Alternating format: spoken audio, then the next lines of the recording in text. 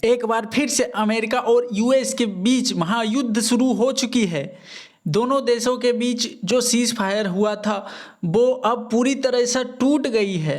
Iran अपनी तरफ से लगातार मिसाइलें दाग रहा है पूरे मिडिल ईस्ट के ऊपर और वहां मौजूद अमेरिकी मिलिट्री बेसेस के ऊपर। ईरान की सबसे खतरनाक सेना यानी आईआरजीसी ने साफ शब्दों में कहा है कि तुम हमारे ऊपर एक मिसाइल दागोगे तो हम 2 मिसाइलें का जवाब देंगे। अब तो ऐसा लगने लगा है कि सीज फायर सिर्फ कागजों और बातों तक ही सीमित रह गई है।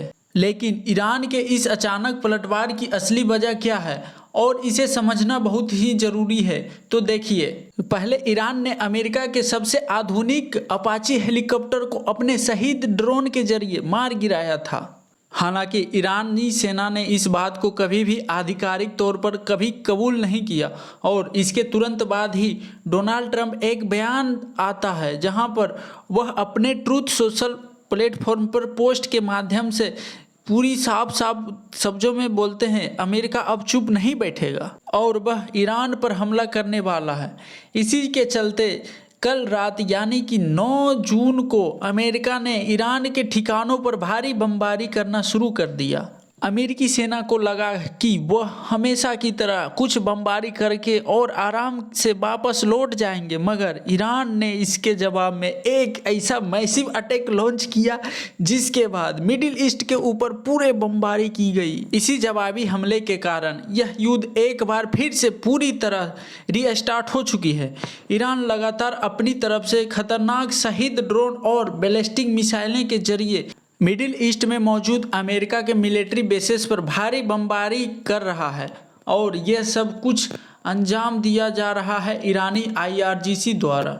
आईआरजीसी का साफ कहना है कि उन्होंने अब तक अमेरिका के लगभग 21 सैनिक ठिकानों पर सीधा हमला किया है। आपकी जानकारी के लिए बता दूं कि आईआरजीसी ईरान की सबसे पावरफुल सेना है और इस समय ईरान की पूरी कमान और नीतियां वहां के सैनिक अपने अनुसार चला रहे हैं। और ये बात हम सब जानते हैं कि जब किसी देश की पूरी पावर वहां के सैनिकों के हाथों में आ जाती है तो उस देश को युद्ध में हराना नामुमकिन सी चीज हो जाती है। हाँ, लेकिन इसमें कोई डाउट नहीं है कि अमेरिका के पास दुनिया के सबसे आधुनिक और पावरफुल वेपन्स यानी हथियार हैं। लेकिन इस जंग में अमेरिका को ऑलरेडी काफ़ी सारा नुकसान हो चुका है। यही वजह है कि अब खुद अमेरिका के भीतर वहाँ की कांग्रेस ट्रंप पर तीखे सवाल कर रहे हैं कि अपने इजराइल के बहकावे में आकर ईरान पर हमला क्यों किया, जिससे आज अमेरिका को इतने बड़े नुकसान का सामना करना पड़ रहा है।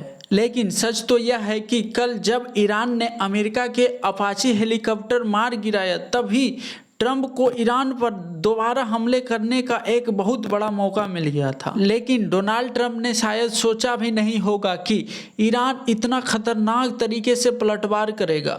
अब साफ दिख रहा है कि ये जंग एक बेहद डेंजरस रूप ले चुकी है और इसका सीधा असर आपको कच्चे तेल के दामों पर साफ दिखेगा। आपको याद होगा कि इस युद्ध के शुरुआती दिनों में जब ईरान ने स्ट्रेट ऑफ हॉर्मुज को ब्लॉक कर दिया था तो पूरी दुनिया में हाहाकार मच गया था और भयंकर महंगाई बढ़ गई थी। भारत में भी कच्चे तेल के दाम धीरे धीरे बढ़ रही है और आशंका है कि इसी प्रकार पेट्रोल और डीजल के दाम आने वाले समय में बढ़ती रहेगी। हमें इस जंग में एक बात साफ देखी है कि भले ही ईरान के पास कोई न्यूक्लियर बम ना हो, लेकिन उसके पास स्ट्रेट ऑफ हॉर्मुज को ब्लॉक करने की जो ताकत है वह किसी भी न्यूक्लियर बम से भी ज़्यादा खतरनाक है, क्योंकि इसी के दम पर उसने पूरी दुनिया की इकोनॉमी को हिला कर रख दिया। आपको बता दूं कि दुनिया का लगभग 20% कच्चा तेल या व्यापार इसी छोटे से संकरे समुद्री रास्ते से होती है। और यहाँ आपको याद दिला दूं कि भारत अपनी ज़रूरत का लगभग 85% कच्चा तेल दूसरे देशों से आयात के माध्यम से पूरा करता है, जिसमें भारत का सबसे बड़ा तेल का हिस्सा इसी स्ट्रेट ऑफ हॉर्मुज से होकर गुजरता है। यही वह असली वजह है जिसके कारण आज भारत में पेट्रोल और डीजल के दाम लगातार बढ़ रहे हैं और इसी चीज़ को आप लोगों ने शायद खुद भी महसूस किया होगा।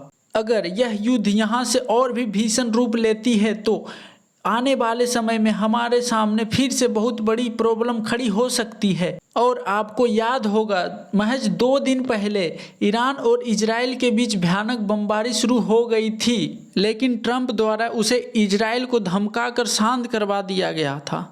लेकिन जब कल खुद ट्रंप ने ईरान पर सीधे हमले के आदेश दे दिए, सच बात तो यह है कि अमेरिका जितना ज़्यादा ईरान पर हमला करेगा, उतना ही ज़्यादा और बड़ा फायदा इजराइल को होने वाला है, क्योंकि इजराइल कभी भी नहीं चाहता है कि इस इलाके में सीज फायर हो। इसके पीछे की राजनीति यह है कि ठीक 2 महीने बाद इजराइल में आम चुनाव होने वाला है और मौजूदा हालात को देखते हुए इस बात के सबसे ज़्यादा चांस है कि बेंजामिन नेतन्याहू दोबारा देश के प्रधानमंत्री ना बन पाएं।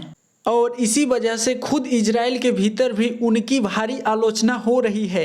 ऐसे में ये युद्ध उनकी राजनीति के लिए एक बड़ा सहारा बन सकता है। अंत में आप लोगों के लिए इस युद्ध और जियोपॉलिटिक्स से रिलेटेड जो भी नई जानकारियाँ आएंगी, मैं आप लोगों को लगातार बताता रहूँगा। आप इस पूरे युद्ध के बारे में क्या सोच रहे हैं, नीचे कमेंट बॉक्स में एक प्यारा सा कमेंट जरूर करिए। धन्यवाद।